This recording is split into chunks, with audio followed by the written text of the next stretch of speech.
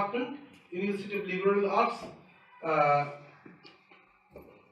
এছাড়া বেশ কিছু গুরুত্বপূর্ণ বই, আদম বোমা, আহমদ শাফা সঞ্জীবনী, স্বাধীন ব্যবসায়, আল্লাহর বাদশাহী, হ্যাঁ স্বাধীনতা ব্যবসা। কিন্তু এখানে আমি সেলিমুল্লাহ খান সম্পর্কে আর অতিরিক্ত কিছু বলবো না। কাল থেকে তার অরা আমরা পেতে শুরু করেছি, আমরা জেনে গিয়েছি যে মহিমাটা ঠিক কি। আমরা এবার তার মুখ থেকে শুনবো নজরুল ইসলাম ও বাংলা আধুনিক কবিতা বিষয় তার ভাবনা। সোহেল হাসান গালিব আমার বন্ধু, আমাকে বললেন যে একটা বক্তৃতা দিতে হবে। তা আমি তো বক্তৃতাই দিয়ে থাকি, সাধারণত লিখি না। তো উনি বললেন একটা নাম দেন, তো নাম দিলাম নজরুল ইসলাম ও আধুনিক বাংলা কবিতা। সৌম্য দাশগুপ্তের মেধাবী ভ্রমের ফলে এটা হয়ে গেল বাংলা আধুনিক কবিতা। আমি নজরুল ইসলামকে কেন্দ্রে রেখে আমি কথাটা বলি। আমি প্রথমে দেখলাম যে বুদ্ধদেব বসু, আবু সঈদ আইয়ুব এরা আধুনিক বাংলা কবিতা সংকলন বের করেছে। বুদ্ধদেব বসুটা 4 কি 5টা সংস্করণ আমি দেখেছি। তার সবগুলিতে নজরুল ইসলামের কবিতা আছে, মানে তাকে মোটামুটি আধুনিক কবিদের মধ্যে তিনি ধরেছেন। কিন্তু দুই ধরনের কবিতা বেছে নিয়েছেন, আবু সঈদ আইয়ুব এক ধরনের, বুদ্ধদেব বসু এক ধরনের। নজরুলের বিশাল কবিতার ভান্ডার থেকে যার যেটা পছন্দ সেটা নিয়েছেন। বুদ্ধদেব বসু মাঝে মাঝে বলেছেন যে সেই কবিতা পত্রিকার বিশেষ সংখ্যা নজরুলের উপর বেরিয়েছিল 1941-42, তাতে নজরুলের 1800 গানের তালিকা বুদ্ধদেব প্রকাশ করেছিলেন। গানের উপর গুরুত্ব দিয়েছেন, কালের গলায় তিনি একটা মালা পরিয়েছেন, গানের মালা। সেই মালা ছোট কিন্তু অক্ষর। একদম মালাটা ছোট হলো না বড় হলো, মাপলেন কিভাবে? এই সমস্ত প্রশ্ন যদি জিজ্ঞেস করেন তখন বেয়াদবির সূত্রপাত হয়। আমার বাংলাদেশে সুনাম আছে আদব কায়দার অভাবের জন্য। আমি একদিন বিনয়ী হওয়ার চেষ্টা করছি, তো বেশি কিছু বলবো না। আমি এখানে দুজনকে ধরেছি।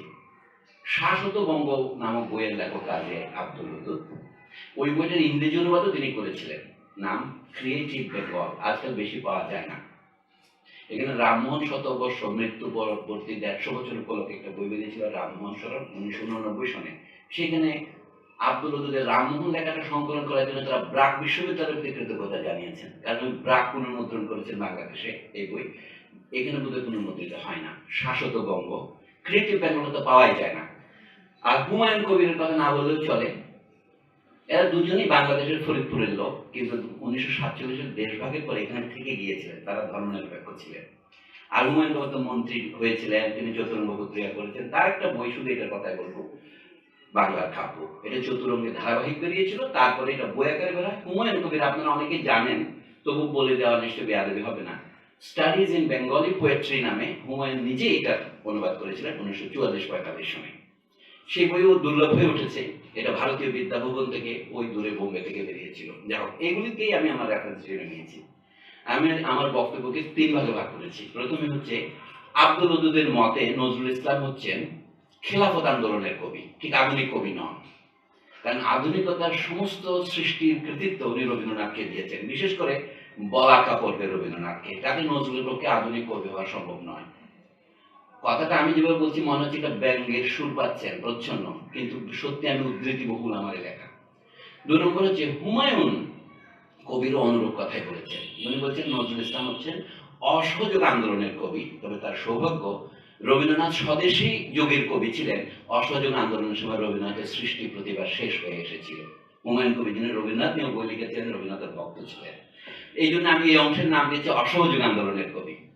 আর নজরুল নিজেকে কি মনে করতেন সেটা আমি দিয়েছি বর্তমানের কবি। আপনারা জানেন সেই বিখ্যাত আমার কৈফিয়ত 1925-এর দিকে লেখা, বর্তমানের কবি আমি ভাই, ভবিষ্যতের নই নবী। এটা কেন বলেছেন সেই কথাটার জন্য আমি বলছি কি, ফ্রয়েড জিজ্ঞাসা করেছেন সেই বিখ্যাত প্রশ্ন, হোয়াট ডাজ ওম্যান ওয়ান্ট? নারী কি চায়? আপনারা দেখেন সেটা সত্যজিৎ রায় সেটাকে ঘরে বাড়ি চিত্রায়ণ করতে, নারী কি চায়, চায় গো। আমরা তো উমেন স্টাডিজ ডিপার্টমেন্টে আছি। এবং ফ্রান্স ফানো নামক আরেক পণ্ডিতের আমি ভক্ত, পণ্ডিত বলা বোধহয় ঠিক হচ্ছে না, বিপ্লবী, যে তিনি বলেছেন আসল প্রশ্ন একটা জিজ্ঞাসা করা, what does the man want, what does the black man want. আমিও মনে করি what does Nazrul Islam want. এইটা না শুনে আমরা তো নজরুল ইসলামের বিচার করেছি। প্রত্যেক কবির ক্ষেত্রে আমি এটা বলবো, নজরুলকে আমি বর্তমানের কবি। বর্তমানের কবি কথার অর্থ কি, বর্তমান কাহাকে বলে, এই হচ্ছে আমার প্রবন্ধ। আমি এটা আপনাদের শুরু করি। এরপরে যদি আপনারা জিজ্ঞাসা করেন,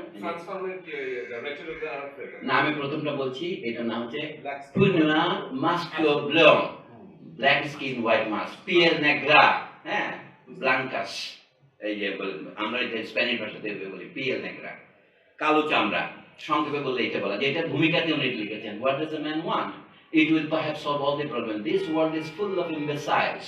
ওটা ফ্রেঞ্চ লেখা বই। তো এনিওয়ে, আমি এখানে চটকা চটকা উদ্ধৃতি করবো। আমি জানি যে এখানে অনির্বাণ মুখোপাধ্যায় আমি ভয় পেতে শুরু করেছি অলরেডি, যেরকম কড়া সঞ্চালক ঘাট থেকে দাবিয়ে দেবে। আচ্ছা বলি, কাজী আব্দুল ওদুদ একদা সেই 1942 সালে লিখিয়াছিলেন, আমি তো সাধু ভাষায় লিখি, উনার উদ্ধৃতি আবার চলিত ভাষায়, কাজে আমার এই গুরু চণ্ডালী মার্জনীয়।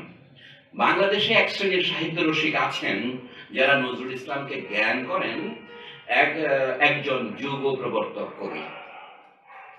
আজকার দিনে মানে 1942 সনে নজরুল এইটা প্রবন্ধ তিনি লিখেছেন নজরুল ইসলাম অসুস্থ হয়ে পড়ার 3 মাস আগে, তার জন্মদিন উপলক্ষে এটা লিখেছিলেন। এবং এখানে আরেকটা বলে রাখা উচিত, নজরুল ইসলামের প্রথম একটি তথাকথিত পূর্ণাঙ্গ বই 50 পৃষ্ঠার মতো আব্দুল ওদুদই প্রথম লেখেন। এটা ভাবলে বিস্ময়কর লাগে, নজরুল ইসলামের জীবনকালে তার করে কোনো সমালোচনা গ্রন্থ বের হয়নি। তো বলছেন, আজকার দিনে তাদের সংখ্যা শক্তি কেমন জানি না, তবে নজরুল ইসলামের প্রতি তাদের কারো কারো অন্তরের গভীর অনুরাগের সঙ্গে আমাদের পরিচয় আছে।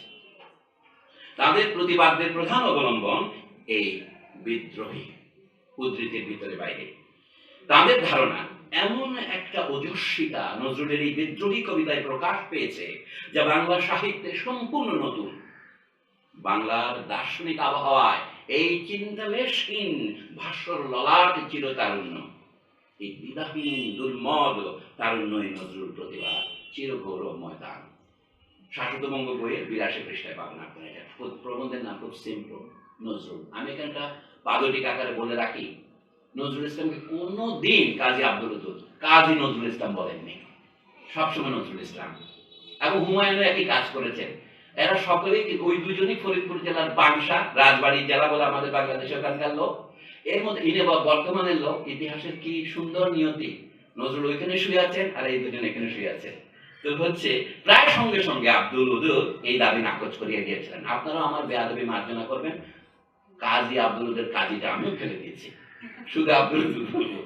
তাহার মতে যাদের এই মত উদ্ধৃতির ভিতরে, মনে হয় না নজরুলের এই তারুণ্য বাস্তবিকই তারা বুঝতে চেষ্টা করেছেন। আব্দুল ওদুদের ধারণা, আমি বলছি, নজরুল ইসলাম কোন নতুন যুগের সূচনা করেন নাই। কারণ 1 নম্বরে আবার উদ্ধৃতির ভিতরে বলাকার যুগে নজরুল প্রতিভার উন্মেষ। আচ্ছা কিভাবে? আব্দুল ওদুদ যাহা লিখিয়াছিলেন তাহা এখনো আমাদের হাসির না হইলেও কৌতূহলের উদ্রেক করে। তাহার আরো কিছু কথা উদ্ধার না করিয়া পারিতেছি না এখানে। আব্দুল ওদুদের স্মৃতিকথা অনুসারে আমি আবার চলিত রেজিস্টারে চলে যাই। আমি চলিত তো বলি অসাধু ভাষা, আর সাধু হচ্ছে অচলিত ভাষা। তো আমি অচলিত ভাষায় লিখি, আমরা চলি সমুখ পানে, কে আমাদের বাঁধবে, রইল যারা পিছুর টানে, কাঁদবে তারা কাঁদবে। অথবা ওরে নবীন, ওরে সবুজ, ওরে আমার কাঁচা, ওরে অবুজ, ওরে সবুজ, আদমরাদের ঘা মেরে তুই বাঁচা। অথবা শিকল দেবীর ওই যে পূজা বেদী, চিরকাল কি রইবে খাড়া, পাগলামি তুই আয় রে দুয়ার ফেদি, ঝড়ের মাতন বিজয় কেতন নেড়ে অট্টহাস্যে আকাশ খানা ফেরে, ভোলানাথের ঝোলাঝুলি ছেড়ে ভুলগুলো সব আনরে বাছা বাছা, আয় প্রমত্ত আয় রে আমার কাছা ইত্যাদি ছত্র আব্দুল ওদুদ থেকে লিখছেন। সে যুগের বাংলা শিক্ষিত তরুণ সমাজে উন্মাদনা সৃষ্টি করেছিল। এক হিসাবে বাংলা তরুণ আন্দোলনের গোড়াপত্তন হয়েছিল এই বলাকা কাব্যের সাহায্যে। আব্দুল ওদুদের বিনয় প্রবাদ প্রতীক এখানে শেষ। তারপরে এখন আমি বলছি, সবিনয় নিবেদন করা চলে। সবিনয় নিবেদন করা চলে কি, নজরুল ইসলামের যুগে কবিতার সমস্যাটি ঠিক কি দাঁড়াইতেছিল তাহা কাজী আব্দুল ওদুদ ধরিতেই পারেন নাই। আপনাদের এখানে টেক্সট দেওয়া হয়েছে প্যাকেটের মধ্যে, কিন্তু ওখানে ছাপার অনেক ভুল আছে, আমি টাইপে কবিটি কাঁচা। তিনি প্রবাদ প্রতীন দম কিহতের মতন বীরত্ব প্রদর্শন করিয়াছিলেন মাত্র। উইন্ডমিলের বিরুদ্ধে তিনি বেশ কয়েকটা অসির আঘাত করেছেন। আবার অসির কথা মনে পড়ছে আমার। বলাকা আর বিদ্রোহী কম করিয়া বলিলেও বলিতে হইবে ঠিক এক পদার্থ ছিল না। এই যে আমরা সিগনিফাই নিয়ে হাসাহাসি করি, সিগনিফায়ার হচ্ছে পদ। রাজা রামমোহন রায় গৌড়ীয় ব্যাকরণে দেখেন, এবং সিগনিফায়ার হচ্ছে পদার্থ। পদ না হলে পদার্থ হয় না, কিন্তু আমরা মনে করি যে পদার্থ থেকে পদ তৈরি হয়েছে, এটা সম্পূর্ণ ভুল ধারণা। এই ভুল ধারণার মধ্যে আমরা বড় হয়েছি। এই জন্য বাংলা ভাষায় অনুবাদ করা যায় না, লেখা যায় না, এই সমস্ত যে কুসংস্কার প্রচলিত আছে, এটা সহজ কারণ হচ্ছে বাংলা কেউ পড়েন না। ওটা ছাপা আছে তাই তো যথেষ্ট, রামমোহন রচনাগুলির ভিতরে আছে, কিন্তু দরকার কি? আব্দুল উদ্দিনের দ্বিতীয় যুক্তির কথা শুনুন এখন। আমি বলছি এটা ছিল আরো আগ্রাসী। তিনি ধরিয়া লইয়াছিলেন নজরুল ইসলাম যাহা লিখিয়াছিলেন তাহা উদ্ধৃতির মধ্যে সাহিত্যিক মর্যাদা ধর্তব্যের মধ্যেই পড়িবে না। এই দ্বিতীয় বিচারের প্রতিধ্বনি আমরা পরকালের আরো লেখকের মধ্যে পাই। বুদ্ধদেব বসুকে এই শোরগোলের মধ্যে খানিক আলাদা করিয়া চেনা যায়, ছাপার বলে ধরিয়া হয়ে গেছে এখানে। এটা একটা ফ্রয়েডিয়ান স্লিপ, ধরিয়াও বলা যায়। বুদ্ধদেব বসু বলছেন তিনি মানে উজ্জ্বল চরণ লিখেছেন, এটা কিন্তু আব্দুল উদ্দের কথার প্রতিধ্বনি। কে আগে পরে বিচারে যাচ্ছি না আমি। কি লিখেছেন? ওদের একটি প্রস্তাবের পুনরুক্তি করিতে বুদ্ধদেব একথা কসুর করেন নাই।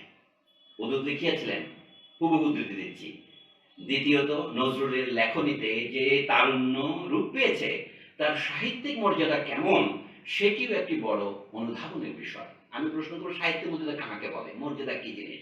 অরার সাথে যুক্ত হবে এটা।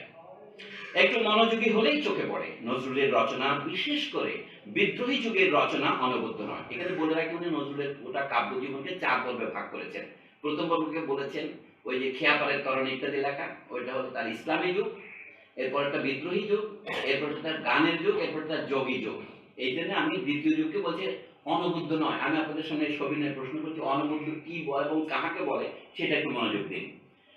শ্রেষ্ঠ কবিদের বিশেষ বিশেষ কবিতায় কবি কল্পনার যে পূর্ণাঙ্গতা প্রকাশ পায় নজরুলের রচনায়, সেটির অভাব মাঝে মাঝে প্রায় বেদনাদায়ক হয়েছে। ইংরেজিতে যেটা বলে কন্ডেসেন্ডিং, এটা দেখবেন কন্ডেসেন্ডিং লেখা।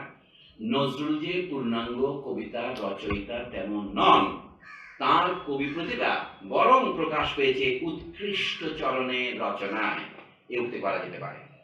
আহা চরণ রে আমার, চরণে জানি আমি চড়ি, পাকে যেন চরণ বলে, চরের দিকে যাই, চরাচর দেখি, এই আপনাদের সবই চর, পা চরে বলে ওটাকে চরণ বলে, ইংরেজিতে ফুট বলতো আর কি।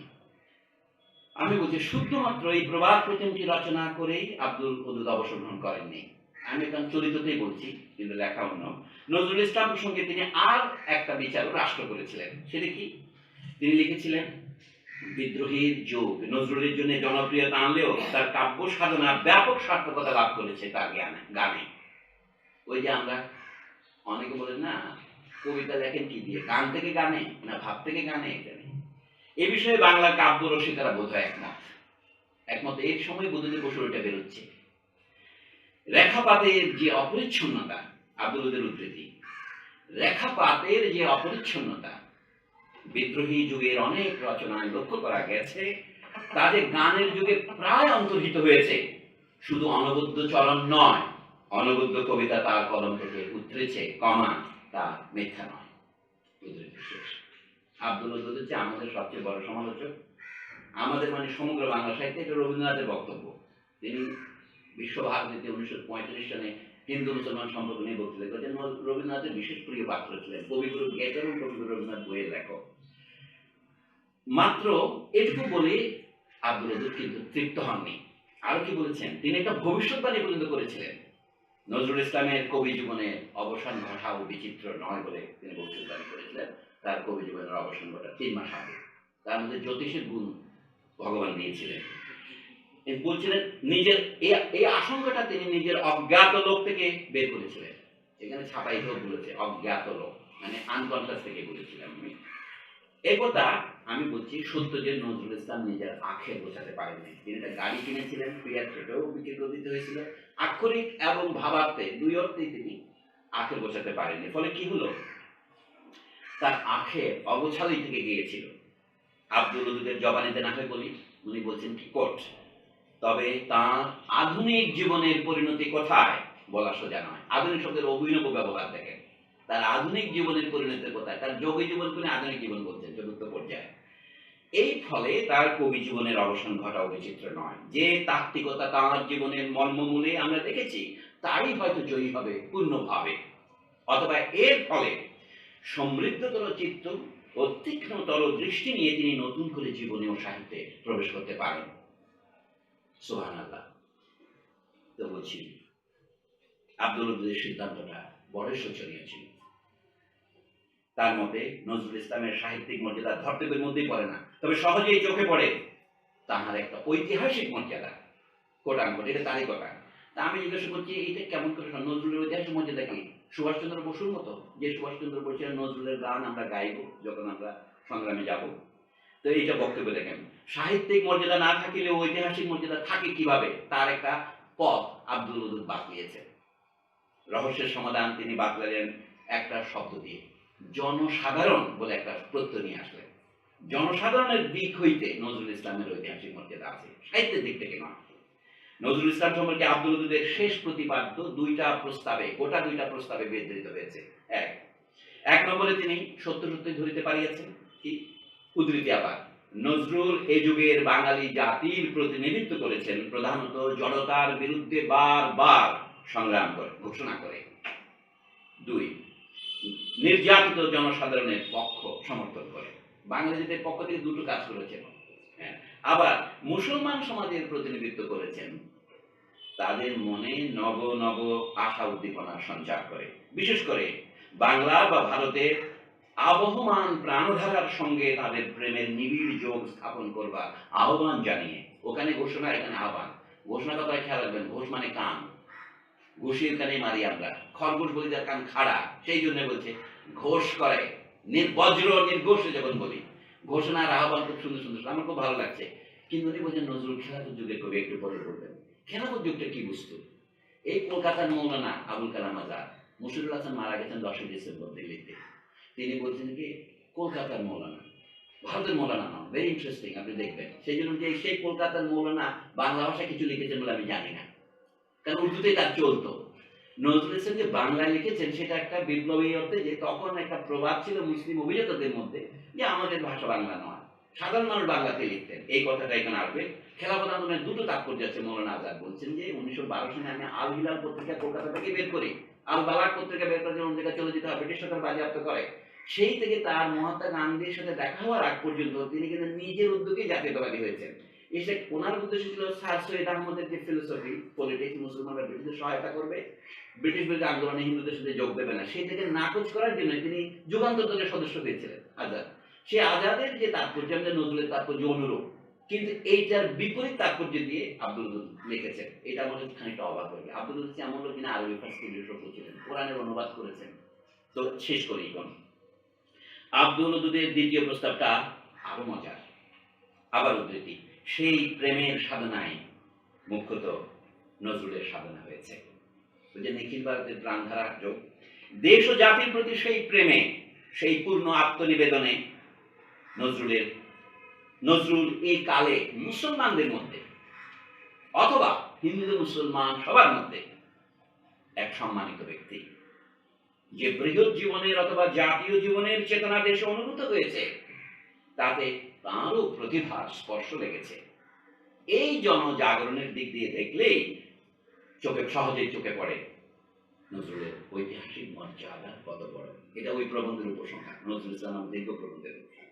এখন আমি বলছি, একটু মন্তব্য না করতে পারি না, 35 বছর মাস্টারি করতেছি, জীবন নষ্ট হয়ে গেছে। ঐতিহাসিক মর্যাদা বলতে আব্দুল ওদুদ সত্য সত্য কি বোঝালেন তা কিছু পরিমাণে অপরিচ্ছন্ন রয়ে গেছে। তবে তার লেখা যে অসামান্য ডাক, তার সামান্য অনাবৃত করলে মোটা তাকে কয়েকটা প্রস্তাব আলাদা করা যেতে পারে। এটি আমার লিখে রাখো এক ফোঁটা শিশির। সেটা কি, প্রথমে তিনি মনোযোগ দিয়েছিলেন নজরুল ইসলামের মনোবিশ্লেষণে, সাইকোঅ্যানালিসিসে।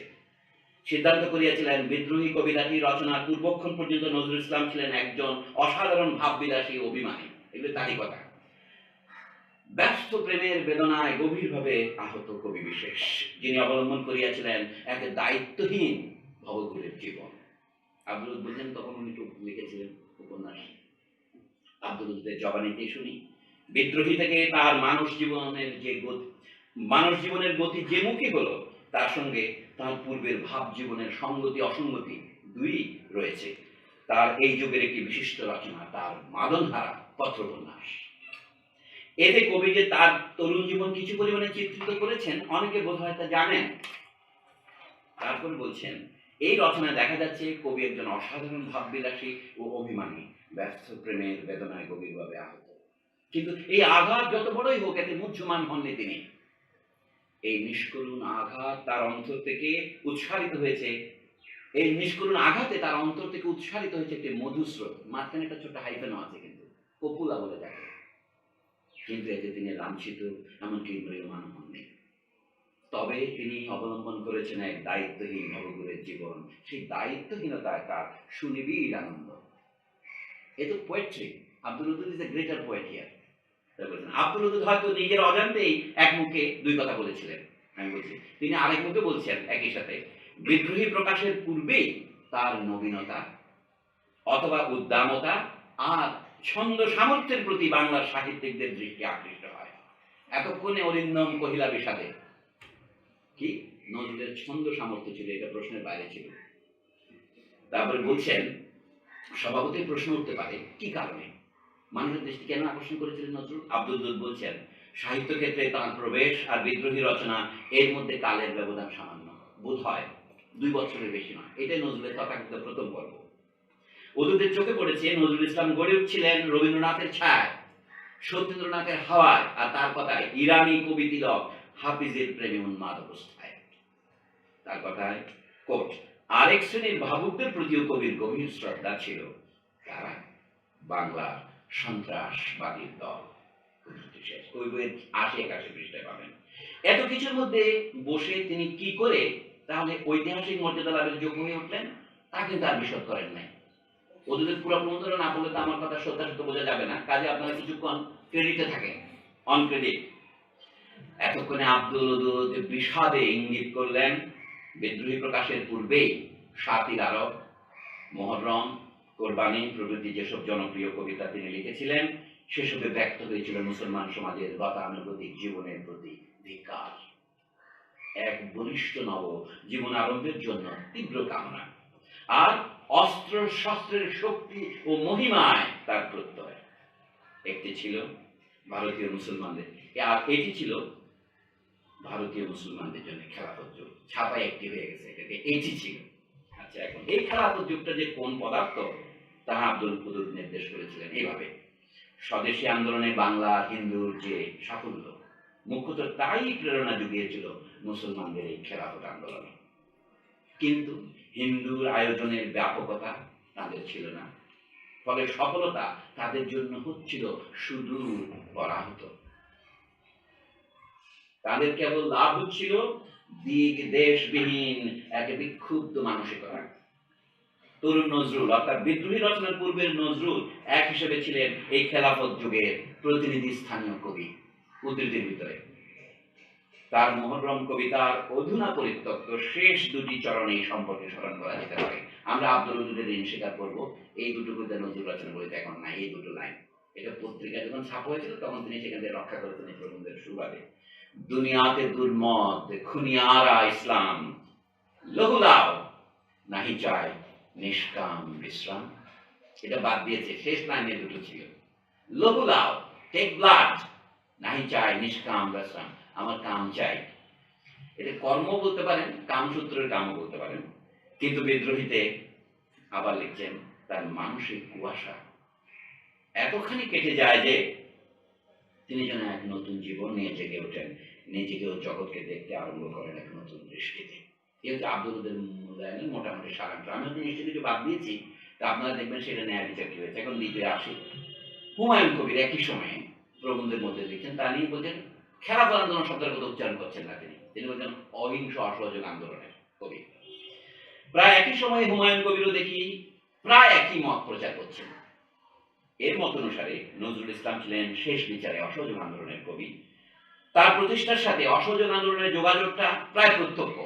হুমায়ুন কবির লিখছেন, উদ্ধৃতি, এখানে হুমায়ুন কবির একটা বড় কথা বলছেন যে রবীন্দ্রনাথের কাব্য প্রতিভা শেষ হয়ে গেছিল ওই সময়, রবীন্দ্রনাথ আর সাড়া দিতে পারছেন না। এটা অনেকে রবীন্দ্র বিরোধিতা মনে করবে, কিন্তু অনেক কথা তো বলতে হয়। তবু উদ্ধৃতি, তবু রবীন্দ্রনাথ অসহযোগ আন্দোলনের কবি নন, এবং কেন নন তার কারণও আমরা অন্যত্র আলোচনা করেছি উপরের দিকে একটি প্রবন্ধে।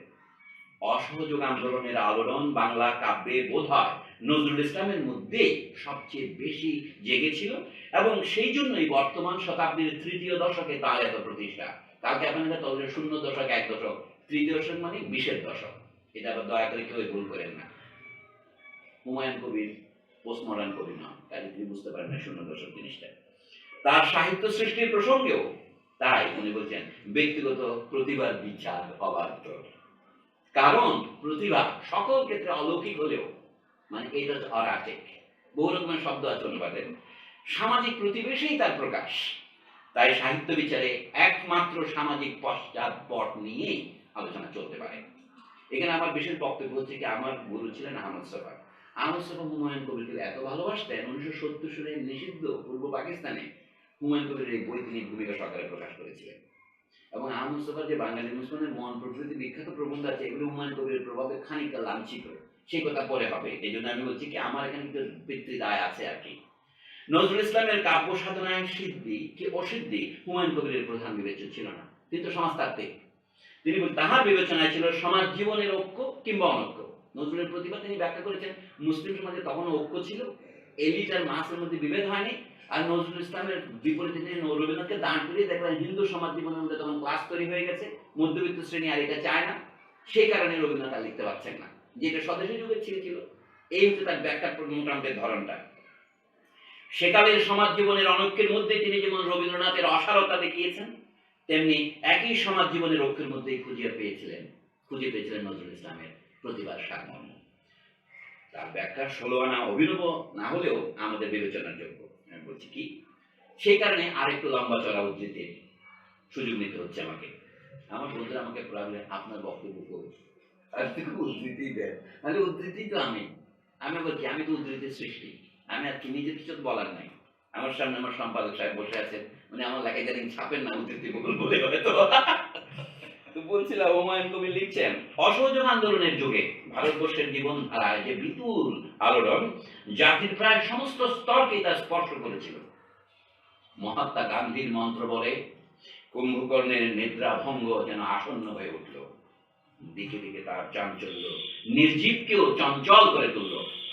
চঞ্চল আশরাফ, বাংলাদেশে কিন্তু এই জাগরণের যুগে স্বদেশী যুগের মতো সমৃদ্ধ সাহিত্য না দেখে স্বভাবতই প্রশ্ন জাগে, তার কারণ কি? বাংলা কাব্যের দ্বিতীয় সংস্করণ এখানে যেটা বেরিয়েছিল চতুরঙ্গ প্রেস থেকে, মানে 1365 বাংলায়, সেটার 89 পৃষ্ঠায় আছে। এটা নিজের প্রশ্নের উত্তর তিনি নিজেই খুঁজে নিয়েছিলেন সমাজ গঠনের বিশ্লেষণ যোগে। হুমায়ুন কবির বলছেন, আরো খোলাসা করে যদি বলি, সমাজের অধিপতি শ্রেণীর অর্থাৎ তথাকথিত মধ্যবিত্ত শ্রেণীর শ্রেণী চরিত্রে এবং তার মানস গড়নে হুমায়ুন কবিরের বিশ্লেষণ আরো খানিকটা প্রণিধান করা যাক। তিনি লিখছেন, হিন্দু মধ্যবিত্ত শ্রেণী মানুষ, এটা জার্মানদের মতো এক শব্দ লিখছে, মধ্যবিত্ত শ্রেণী মানুষ 19 শতকে নিজেকে বিকশিত করেছিল। 20 শতকের গোড়ায় পৃথিবীর সর্বত্র মধ্যবিত্ত শ্রেণীর বিকাশের সম্ভাবনা যখন ফুরিয়ে এলো, তখন বাংলাদেশের অপেক্ষাকৃত বিকশিত পরিণত হিন্দু মধ্যবিত্ত শ্রেণীর মধ্যেই তার প্রথম প্রতিক্রিয়া দেখা দিল। বঙ্গভঙ্গ রোধ উপলক্ষ হলেও স্বাধীন সাজাতিক রাষ্ট্র স্থাপনই ছিল স্বদেশী আন্দোলনের প্রকৃত এবং ব্যাপক লক্ষ্য। উপলক্ষ সাধিত হলো, কিন্তু লক্ষ্য পূর্বের মতনই দূর পরাহত হয়ে রইল বলে স্বদেশী আন্দোলনের ব্যাপক পরাজয়ে এই শ্রেণী তার আত্মবিশ্বাস অনেকখানি হারিয়েছিল। তাই অসহযোগ আন্দোলনের আহ্বান যখন এলো, তখন গণশক্তির প্রচন্ড আলোড়নে তার শ্রেণী মানস স্ববিরোধী দ্বন্দ্বে বিভক্ত হয়ে পড়ল। হুমায়ুন কবির উদ্ধৃতি শেষ। এখানে আমি বলছি, অখিল ভারতের সাধারণ পরিস্থিতির সাথে হুমায়ুন কবির পরাধীন বাংলাদেশে মধ্যবিত্ত শ্রেণীর বিশেষ গড়নের দিকেও দৃষ্টিপাত করলেন। বাঙালি হিন্দু সমাজের বর্ণ প্রথার দিকে তিনি বিশ্লেষণ করলেন।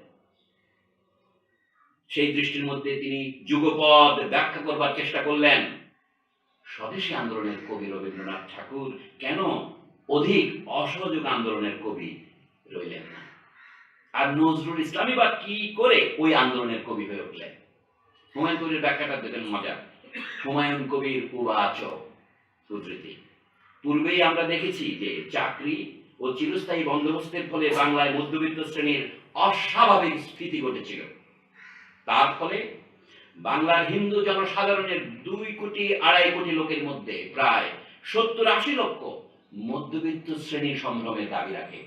বিশ্বাস করেন আর না করেন, একটা শব্দ, মধ্যবিত্ত শ্রেণীর সম্ভ্রম, মধ্যবিত্ত স্ট্যাটাস। এটাও লক্ষণীয় যে পশ্চিমে যেমন ব্রাহ্মণের মধ্যেও ভুইহারি শ্রেণীর পরিচয় মেলে, বাংলাদেশে তার কোনো নমুনা নেই। এখানে আর্থিক অবস্থা যাই হোক না কেন, বর্ণ হিন্দু মাত্রেই মধ্যবিত্ত শ্রেণীভুক্ত। শিক্ষার বিভ্রাটে হিন্দু সমাজের এই অন্তর্বিভাগ আরো বিস্তৃত হয়েছে, তার প্রতি ইঙ্গিতও আমরা করেছি। বাংলায় যে গত 15-16 বছর, এটা 1941-42 লেখা, গত 15-16 বছর রাজনৈতিক মতানৈক্য এবং কর্মপন্থার নানা সংকট, তার কারণও হয়তো সামাজিক এই পরিস্থিতির মধ্যেই মেলে। সাহিত্যিক ব্যাপারেও তার প্রভাব সুস্পষ্ট, এবং সেই জন্যই অসহযোগ আন্দোলনকে কেন্দ্র করে বাংলাদেশে সবল ও সমৃদ্ধ সাহিত্য গড়ে ওঠেনি। এমনকি নজরুল ইসলামও সেখানে স্থির থাকতে পারেননি। উনি বলছেন, আব্দুল উদ্দিনের মতন হুমায়ুন কবিরও দেখি শেষ পর্যন্ত স্থির করেছেন নজরুল ইসলামের কবিতা কালের ধোপে টিকবে না। পার্থক্যের মধ্যে তিনি নজরুল ইসলামের সহিত জসিমউদ্দিনের নামটিও জড়িয়েছিলেন। কবিরের বিচারে এরকম আবার উদ্ধৃতি, পুরাতন ঐতিহ্যের পুনরুজ্জীবনের মধ্যে নজরুল ইসলামের প্রতিভার পরিচয় মিলবে। নতুন কোন দিক দেশ রচনার সাধ্যতা হয়নি। হুমায়ুনের জবানবন্দি অনুসারে কোট, মুসলমান মধ্যবিত্ত শ্রেণী সে সময়ে অপেক্ষাকৃত তরুণ এবং সেই জন্য আশাবাদী। তার সামাজিক সত্তাও নানা কারণে দ্বিধা বিভক্ত হয়নি। সমাজ জীবনের এই ঐক্যে নজরুল ইসলামের প্রতিশ্রুতির মূল প্রতিষ্ঠিত, এবং সেই জন্যই যেটি যে নিপীড়িত জনমানুষের আশা আকাঙ্ক্ষাকে রূপ দেবার সাধনা তার রচনায় সবল কণ্ঠে ফুটে উঠেছিল। শেষ হুমায়ুন কবিরের 2 নম্বর প্রস্তাবটি এরকম, ঐতিহ্যের লঙ্ঘন তিনি করেননি। পুরাতন পুঁথি সাহিত্যের আবহাওয়ায় লালিত বলে বাংলার বিপুল কৃষক সম্প্রদায়ের সঙ্গে তাঁর সহজাতীয়তা। ভাষা ও ভঙ্গিতে নজরুল ইসলামের কাব্যের যে বিপ্লব ধর্ম, পুরাতন ঐতিহ্যের পুনরুজ্জীবনের মধ্যেই তার পরিচয় মেলে। আহমদ শফা সাহেব এটা হুবহু ওখান থেকে প্রতিকল্প নিয়েছেন। আহমদ নকল করেন না, এটা বললে আমার জিহ্বা খসে পড়বে, আমার গুরু। তো বলছে, দেশের গণমানুষের অন্তর্নিহিত শক্তিকে কাব্যে তিনি যতটুকু রূপান্তরিত করতে পেরেছেন, জসিমউদ্দিনের কাব্য সাধনায়ও ঠিক ততখানি সিদ্ধি। আচ্ছা, উভয় ক্ষেত্রে পশ্চাদমুখী বলে যে শক্তি কল্পনা ও আবেগের নতুন, সে শক্তি কল্পনা ও আবেগের নতুন নতুন রাজ্য জয়ে অগ্রসর হতে পারেনি। উনি ভবিষ্যৎবাণী করছেন, নজরুলের প্রতিভা শেষ হয়ে গেছে অলরেডি। উনি বলছেন, মানুষ সংগঠনে রূপান্তর হয়নি বলেই দুজনের বেলায় সৃজনী প্রতিভা অল্প দিনে নিঃশেষ হয়ে গেল। আজ আত্মকেন্দ্রিক পুনরাবৃত্তির মধ্যেই তাদের সাধনা নিবদ্ধ। এটা পরবর্তীকালে আমাদের শ্রদ্ধেয় শিক্ষক হুমায়ুন আজাদ অনেকবার পুনরাবৃত্তি করেছেন। এই লাইনটা আত্মকেন্দ্রিক পুনরাবৃত্তির মধ্যেই, যিনি গাদা ঘোড়া থেকে কোনো প্রাণীকে বাকি রাখেন নাই আমাদের সাথে তুলনা করার জন্য। হুমায়ুন কবির জানতেন নজরুল ইসলাম কিংবা জসিমউদ্দিনের এই অনর্থ শুধু তাদের একেলার অনর্থ ছিল না। কোন অনর্থ? অর্থই যে অনর্থের মূল, সেই অনর্থ। কথাটা তিনি আগে ভাগে বলে রেখেছিলেন এইভাবে, সাহিত্য বিচারে একমাত্র সামাজিক পশ্চাৎপট নিয়ে আলোচনা চলতে পারে। আমি আপনাদের শুনিয়েছি সেই উদ্ধৃতি। এখন আর একটু বলছেন, এই পদ্ধতি অনুসারে তার সিদ্ধান্ত হতাশাজনক হওয়াই অনিবার্য ছিল। তিনি বলছেন, কালধর্মে মুসলমান মধ্যবিত্ত শ্রেণীর সম্প্রসারণের সম্ভাবনা অত্যন্ত সংকীর্ণ, এবং সেই জন্য বর্তমান সামাজিক পরিস্থিতির মধ্যে মুসলমান সমাজে মহৎ কবির আবির্ভাবের সম্ভাবনাও অত্যন্ত অল্প। আপনারা ভয় পাচ্ছেন, আমার 2 বেলা আছে মাত্র, আমি বলি দেখে বুঝতে পারছি যে প্রতিভার শক্তি এই সংকীর্ণ পশ্চাৎপটের সম্প্রসারণ ও রূপান্তর আনতে পারে। বর্তমানে তার সমস্ত উদ্যম সমাজ সংগঠনের কাজে বোধ হয় ব্যয় হয়ে যায়। সবাই মুসলিম লীগ করতেছে, কৃষক প্রজা পার্টি করতেছে, নজরুল ইসলাম কিছু কিছু পত্রিকা চাকরি করছেন, তার কবিতা লেখার সময় কোথায়? সাহিত্য সৃষ্টির জন্য আর কিছু বাকি থাকে না।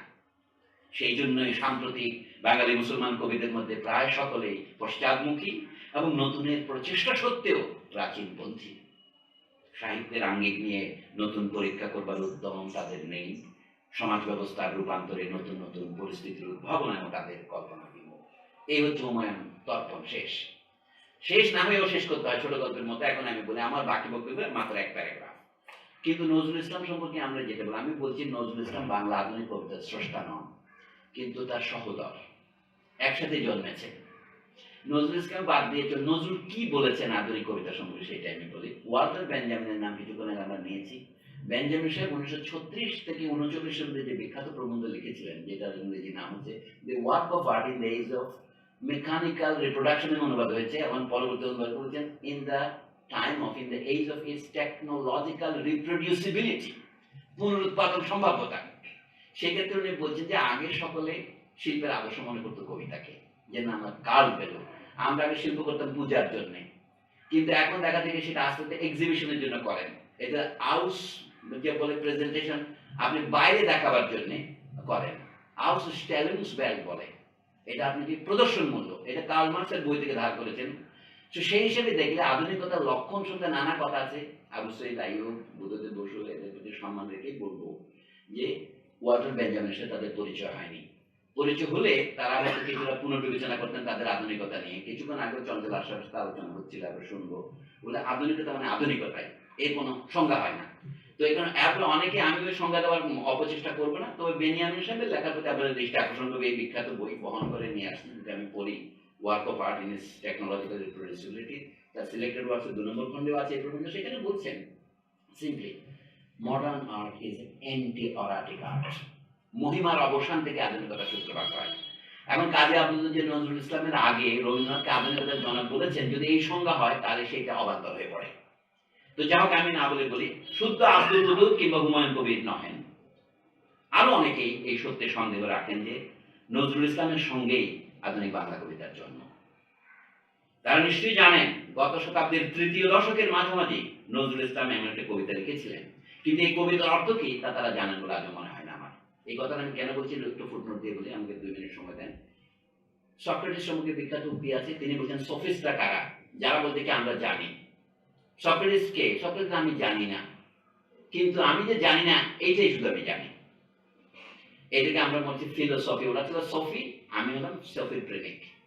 আর এখন যা লাখো বলছেন যে আমি যে জানি সেটার অর্থ কি আমি জানি না, সেই জন্য আমি বলছি আমার কৈফিয়ত কবিতাটি সকলে আপনারা পড়েছেন, এখানে আমি উদ্ধৃতি দিয়েছি এই জন্য, কবিতাটা আপনারা জানেন না সেই জন্য নয়, এটার অর্থ সম্পূর্ণ পাল্টে যাবে। আমি বলছি ওয়াল্টার বেঞ্জামিনের এই বিখ্যাত প্রবন্ধ, যেটা দিয়ে পাশ্চাত্যে পিএইচডি উৎপাদিত হচ্ছে, শত শত নয় হাজার হাজার, সেই প্রবন্ধের 11 বছর আগে নজরুল যা বলেছিলেন ওয়াল্টার বেঞ্জামিন সেটারই অনুবাদ করেছেন।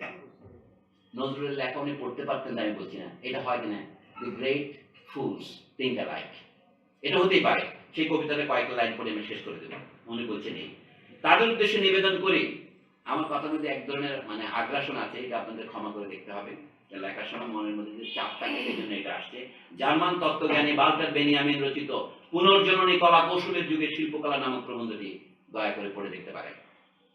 এই প্রবন্ধের সার প্রস্তাব অনুসারে মাত্র মহিমার অবসানেই আধুনিকতার জন্ম। সেই মহিমা কি? মহিমার 4টি অঙ্গ বেনিয়ামিন নির্দেশ করেছিলেন। এগুলির নাম যথাক্রমে আমি কাঁচা অনুবাদ করেছি, হচ্ছে ক্রিয়েটিভিটি অ্যান্ড জেনিয়াস, সৃজনশীলতা এবং প্রতিভা। এটা অনুবাদ হয়নি আমি জানি। চিরকালের মর্যাদা, ইটারনাল ভ্যালু, ওই যে সাহিত্যিক মর্যাদা, এবং যেটা নাম হচ্ছে মিস্ট্রি। আমরা সকলে কবিতার সংজ্ঞা পড়েছি, পদ্য আর কবিতার মধ্যে পার্থক্য কি? এমন দিনে তারে বলা যায় এমনই ঘন ঘোর বরিশা, এটাই তো কবিতা। এটা কি বলা যায়? কেন শেক্সপিয়ার আছে না, to be or not to be, that is the question. যাক লাগা বলতে কি, নট টু বি হোয়াট, ব্র্যাকেটে দি ফ্যালাস। এই ধরনের, এটা হচ্ছে অ্যান্টি অরাটিক স্টেটমেন্ট। আমি এই কবিতার মধ্যে দেখবেন বেনিয়ামিনের মাত্র 1 দশক আগে নজরুল ইসলাম এই সহজ সত্যে ভ্রমণ করেছিলেন। এই কয়েকটা লাইনগুলো আবার দেখুন, আমরা সকলেই পড়ি, কয়েকটা শব্দ এখানে আছে, দেখবেন যে অ্যান্টি অরাটিক স্টেটমেন্ট ঠিক করা আছে। আমি যদি বলি এটা বেনিয়ামিনের প্রবন্ধের অনুবাদ, আপনারা বিশ্বাস করবেন না, কারণ 11 বছর আগে প্রকাশিত হয়েছে। আব্দুল কাদের সম্পাদিত নজরুল রচনা বলে 2য় খণ্ডে এটা আছে। বর্তমানের কবি আমি ভাই, এটা দিয়ে আমি শেষ করব। ভবিষ্যতের নই নবী, কবি ও অকবি, যাহা বলা মোরে মুখ মুচে তাই শৈশবী। কেহ বলে তুমি ভবিষ্যতে যে ঠাঁই পাবে কবি কবির সাথে, যেমন বেরোয় রবির হাতে চিরকালে বাণী কই কবি। চিরকালে বাণীটা দেখেন, এই রবি আপনি সূর্য নিতে পারেন, আমাদের ঠাকুর বাড়িকেও নিতে পারেন। দোষেছি সবাই, আমি তবু গাই শুধু প্রভাতের ওই রবি। দেখুন, কবি বন্ধুরা হতাশ হইয়া মোর লেখা পড়ে শ্বাস ফেলে বলে কেজ হচ্ছে ক্রমে অকেজ, পলিটিক্সের পাশ ছেড়ে। আমি যেটা বলি না, বেঞ্জামিনের কবিতা আছে, আর অবসান শুধুমাত্র টেকনোলজির জন্য হয় না, এটা হয় from the rise of the masses, not from the masses, from the rise of the mass movement. Mass কথাটা একে বলার কারণে এই কথাটা আসছে পলিটিক্সের পাশ ছেড়ে। বলে কেজো ক্রমে হচ্ছে অকেজো পলিটিক্সের পাশ থেকে। পড়ে না বই। কালকে এখনো অনেক তাত্ত্বিকদের অনেক গালি শুনলাম কবিদের মুখে, যেন একাডেমি বলে তা পাপের মতো ব্যাপার। বয়ে গেছে ওটা। কেহ বলে বউয়ে গিলি আছে গোটা, কেহ বলে মাটি হলো লয়ে, মাটি হলো হয়ে মোটা, জেলে বসে শুধু তাস খেলে। কেহ বলে তুই জেলে ছিলি ভালো, ফের যেন তুই যাস জেলে। গুরু কন এই বিখ্যাত প্রবাদ। তুই করেছিস শুরু তলোয়ার দিয়ে দাড়ি চাঁচা, প্রতি শনিবারই চিঠিতে প্রিয়সী গালি দেন তুমি হারি চাচা। আপনারা জানেন হিটলারের রচনা মুখস্থ প্রকাশ করেছিল যারা, তারা তাকে গালিতে দিত। মাইন কাম্ফ জার্মান ভাষা থেকে অনুবাদ করে কলকাতায় প্রকাশিত হয়েছিল যে দুটি পত্রিকায়, তারা তাকে গালিতে দিত। অ্যান্টি ফ্যাসিজমের সাথে নজরুলের সামান্য সম্পর্ক ছিল, এবং বাংলার ফ্যাসিস্টদের সম্পর্কে এই প্রকৃত ওকালতি করেছেন নীরজচন্দ্র চৌধুরী। দেখেন দাই হ্যান্ড গ্রেট এনার বইতে তিনি লিখে স্বীকার করেছেন। আমি বলি প্রিয় হাতে ভাঙে হাঁড়ি, অমনি বন্ধ চিঠি তাড়াতাড়ি, সব ছেড়ে দিয়ে করিলাম বিয়ে। হিন্দুরা কন আড়ি চাচা, জবন না আমি কাফের ভাবিয়া খুঁজি টিকি দাড়ি নাড়ি কাঁচা। মৌলভী যত মৌলভী আর মোল্লারা কন হাত নেড়ে, দেব দেবী নাম মুখে আনে, সবে দাও পাঁজিটার জাত মেরে। ফতোয়া দিলাম কাফের কাজিও, যদিও শহীদ হইতে রাজিও। আমপাড়া পড়া হামবড়া মোরা এখনো বেড়াই ভাত মেরে। হিন্দুরা ভাবে পার্সি শব্দে কবিতা লেখে ও পাত মেরে। আন করা যত নন ভায়োলেন্ট, নন কোর দল নন খুশি, ভায়োলেন্সের ভায়োলিন নাকি আমি বিপ্লবী মন তুষি। এটা অহিংস বিপ্লবী ভাবে নয় চরকার গান কেন গাবে। গোড়ারাম ভাবে নাস্তিক আমি, পাতিরাম ভাবে কনফুসি, কনফুসিয়াস এবং কনফিউজ দুটোই বলতে পারেন। স্বরাজিরা ভাবে নারাজি, নারাজি ভাবে তাহাদের অঙ্কুশী। এটা 14 প্যারায় বিভক্ত কবিতা, 6 করে। আপনাদের কবিতা এটা অভিক ভট্টাচার্যের জন্য উনি ঘুমিয়ে পড়েছেন, এটা আপনার জন্য ভালো আর্কিটেকচারাল কবিতা, ওই আর্কিটেকচারাল দেখা পাবে শেষে। নর ভাবে আমি বড় নারী ঘেঁষা, নারী ভাবে নারী বিদ্বেষী, বিলেত ফেরনি প্রবাসী বন্ধু কন এই তবু বিদ্যে ছি। ভক্তরা বলে নবযুগ রবি, যুগের না হই হুজুগের কবি বটি তোরে দাদা। আমি মনে মনে ভাবি আর কষে কষে দিতে পেশি, দোকানে চশমা আটিয়া ঘুমানো দিব্যি হতেছে নিজ বেশি। কি যে লিখি ছাই মাথা ও মুন্ডু, আমি কি বুঝি তার কিছু। আপনাদের বাংলাদেশের গোলাম মুর্শিদ বলে এক লেখক আছেন, দেখবেন নজরুল তো বলছে তার কবিতা তিনি কিছুই বোঝেন না। বাংলাদেশের কবিতা আলোচনা কত উঁচু পর্যায়ে গেছে আপনি অবাক হবেন। হাত উঁচু আর হলো না তো ভাই, তাই লিখি করে ঘাড় নিচু। বন্ধু তোমরা লেনাকো দাম, রাজ সরকার রেখেছেন নাম। যাহা কিছু লিখি অমূল্য বলে অমূল্যে নেন। আর কিছু শুনেছ কি, হু হু ফিরেছে রাজার প্রহরী সদাই কার পিছু। বন্ধু তুমি তো দেখেছো আমায় আমার মনের মন্দিরে, আর কালি হলো শাসাতে নারীন তবু পোড়া মন মন্দিরে। যতবার বাঁধি ছেড়ে সে শিকল, মেরে মেরে তারে করিন বিকল। তবু যদি কথা শুনে সে পাগল, মানিল না রবি গন্ধিরে। ছাপাতে গন্ধি আছে, এটা গান্ধী হইতে পারে আমি জানি না। হঠাৎ জাগিয়া বাঘ খুঁজে ফেরে নেশার আঁধারে বন চিরে। আমি বলি বলে কথা শোন খেপা, দিব্যি আছিস খোশহালে, প্রায় হাফ নেতা হয়ে উঠেছিস এবার এ দাম ফসকালে। ফুল নেতার হবিনে যে হায়, বক্তৃতা দিয়ে কাঁদিতে সবাই, গুড়ায় লঙ্কা পকেটেতে বোকা এই বেলা ঢোকা। সেই তালে নিস তোর ফুটু ঘরটা হচ্ছে নয় পস্তা বিশেষ কালে। বোঝে না গো যে সে চারণের বেশে ফেরে দেশে দেশে গান গেয়ে। গান শুনে সবে ভাবনা কি দিন যাবে এবে পাংখে, রবে না কো ম্যালেরিয়া মহামারী, স্বরাজ আসিছে চড়ে জুড়ি গাড়ি, চাঁদা চাই তারা ক্ষুধার অন্ন এনে দেয়, কাঁদে ছেলে মেয়ে, মাতা কয় ওরে চুপ হতভাগা, স্বরাজ আসে যে দেখছে, ক্ষুধা তো শিশু চায় না স্বরাজ, চায় দুটো ভাত একটু নুন, বেলা বয়ে যায় খায়নি কো বাছা, কচি পেটে তার জলে আগুন, কেঁদে ছুটে আসি পাগলের প্রায়, স্বরাজের নেশা কোথা ছুটে যায়, কেঁদে বলি ওগো ভগবান তুমি আজও আছো কি, কালি ও চুন কেন ওঠে না কো তাহাদের গালে যারা খায় এই শিশুর খুন। এই খুনের ব্যবহার নিয়ে এখন এগুলি হয়ে গেছে। এখানে রক্ত লিখলে কেমন হতো আমি জানি না, আমরা তো জানি স্বরাজ আনিতে পোড়া বার্তাকে এনেছে ঘাস, কত শত কোটি ক্ষুদিত শিশুর ক্ষুদানি কাড়িয়া গ্রাস এলো কোটি টাকা, এলো না স্বরাজ, টাকা দিতে নারী ভুকারি সমাজ, এই জন্য সিভিল সোসাইটি শিশুই সমাজ লাগবে।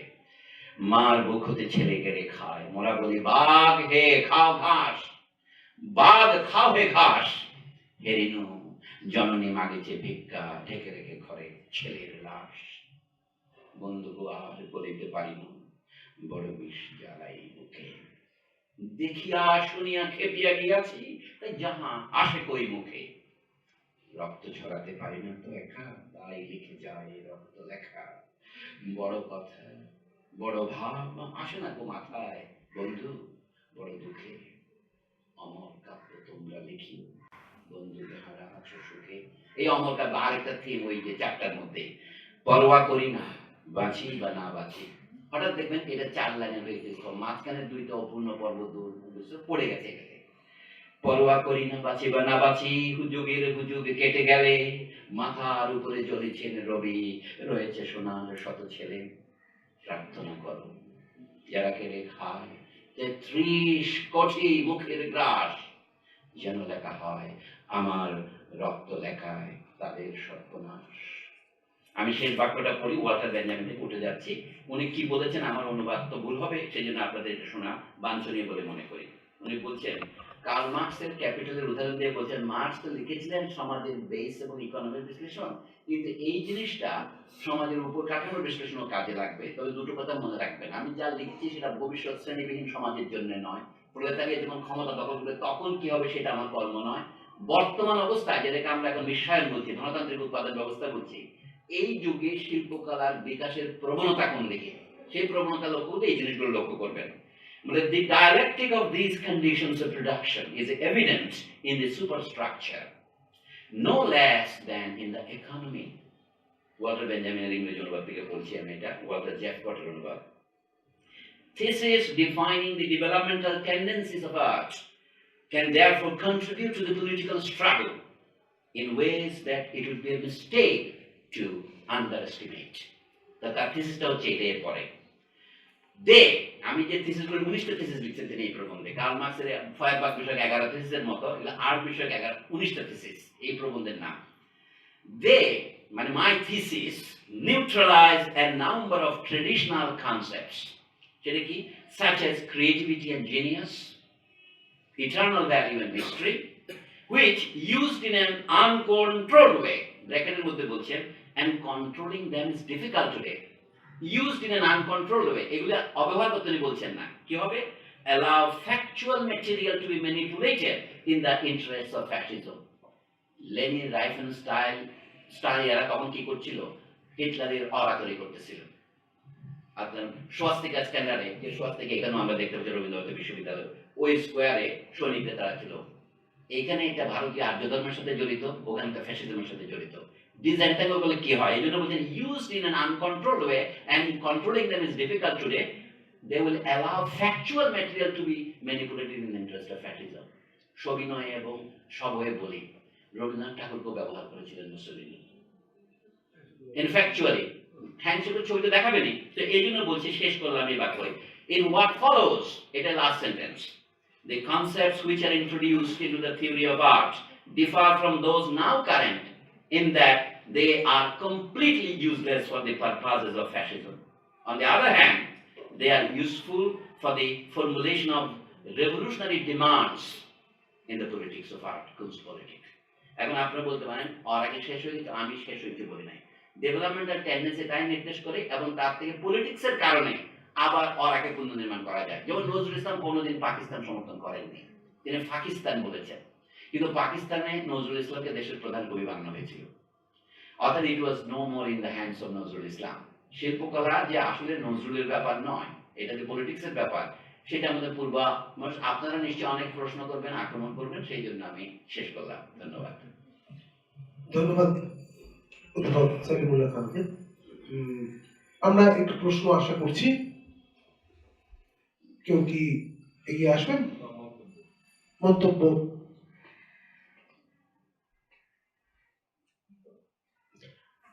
আমার নজরুল পাঠ যথারীতি আমার সমসাময়িকদের মধ্যে খুব সীমিত।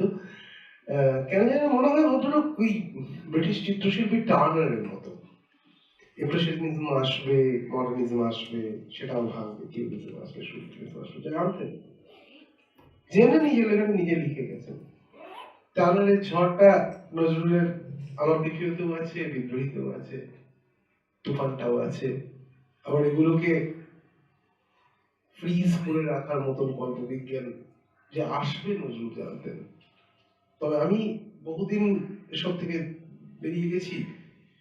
আমার কাছে নজরুল একজন সাধক, এমন এক কালোত্তীর্ণতাকে তিনি ছুঁতে পেরেছিলেন তার সেবা সঙ্গীতে। আমি ওইটুকুনি, কারণ আমার ওইটুকুতেই যথেষ্ট হয়ে যায় যে একটা মহাসময় মহাকালকে ছুঁতে পারে। ফলত আধুনিকতা অনাধুনিকতার দ্বন্দ্বে নজরুল আধুনিক কি অনাধুনিক, নজরুল কি, এটা বোধহয় আমি ব্যক্তিগতভাবে নিতে পারবো না। আমার কাছে তিনি শ্মশান বধূ, জল, রামপ্রসাদ সেন। আমার কাছে তিনি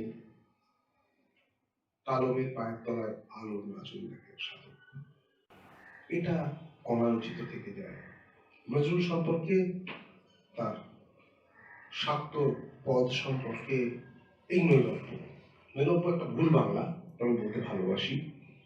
পলিটিক্যাল, যেভাবে নজরুলকে পাকিস্তানের প্রধান কবি করা হয়েছিল, সেভাবেই শক্তিসাধক নজরুলকে ভুলে থাকাটা আবহমানের কাছে পাপ।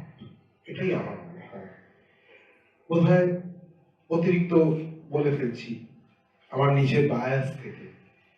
নজরুলের কি বায়াস ছিল সেটা বলেননি, কারণ আমার কৈফিয়তটা আছে, নিজের বায়াসটা নেই।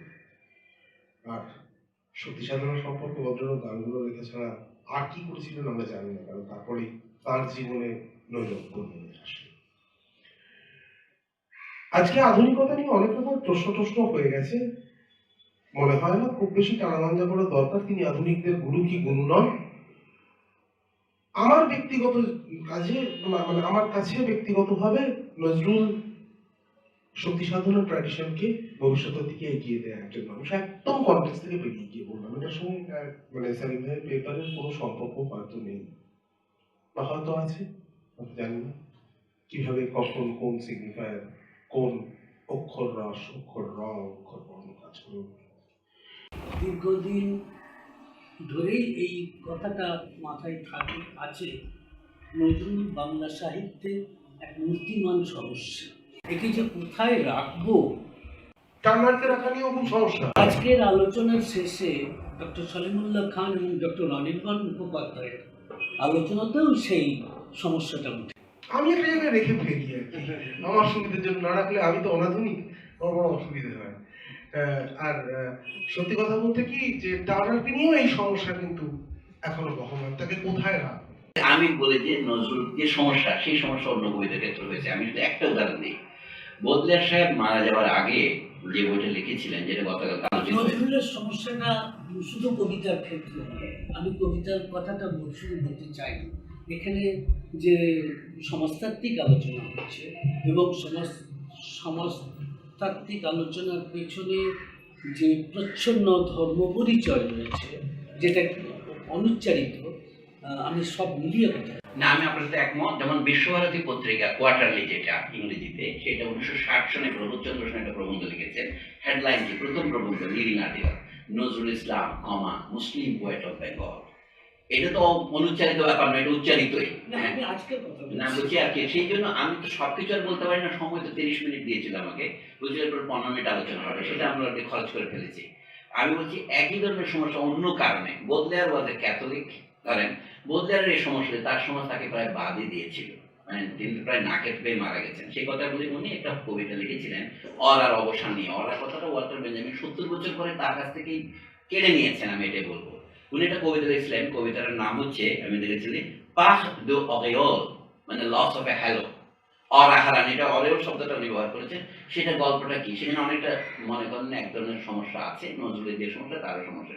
এই কবিতাটা তার জীবনকালের পরে, তার জীবনকালে তিনি পাঠিয়েছিলেন এক জায়গায়, বড় সাহিত্য পত্রিকায়, রিভিউ দ্য দোমদের মতো পত্রিকায়। তারা বলছে এটা ছাপা যাবে না।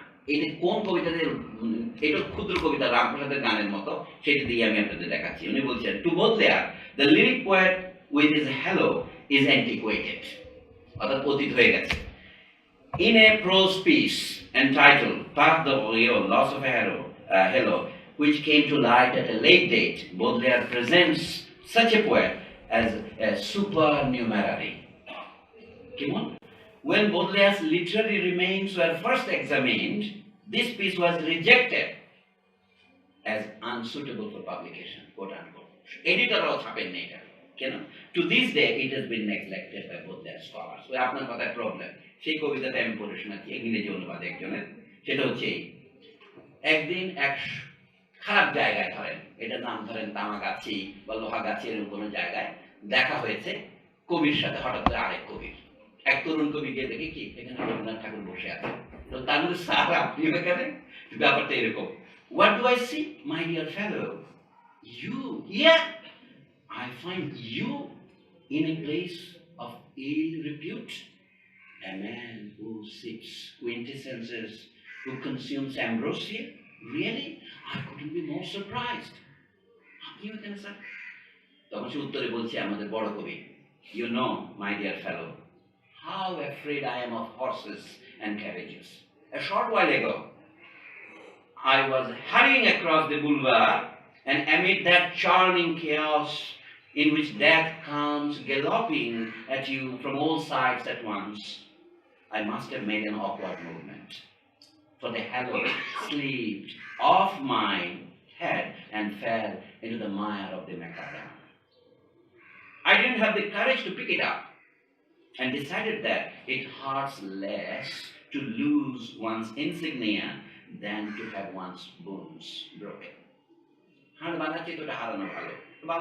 Furthermore, I said to myself, every cloud has a silver lining. Now I can go about incognito, do bad things, and indulge in vulgar behavior like ordinary mortals. So here I am, just like you. তুমিও যে খরিদ্দার, আমিও সেই খরিদ্দার, অসুবিধা কি? দুজনের দেখা হলো, তখন সে, আমি বলি কবিকে, but you ought to report the loss of your hello, or inquire at the lost and found office. ওরা কোথায় গেল? আপনি একটা বিজ্ঞাপন দেন, ক্লাসিফাইড বিজ্ঞাপন দেন। তখন বলছে, I wouldn't dream of it. ও কথা আমি স্বপ্নেও ভাববো না। I like it here. You are the only person who has recognized me. Besides, dignity bores me. I'm bored. And it amuses me to think that some bad poet will pick it up, the hello, and straight away adorn himself with it. There is nothing I like better than to make someone else happy. Especially if the happy fellow is someone I can laugh at. Just picture Mr. X wearing it, or Mr. Y. Won't that be funny? এই funny কবিতার নাম হয়েছে দুর্ভাগ্যবশত আধুনিক বাংলা কবিতা। Thank you.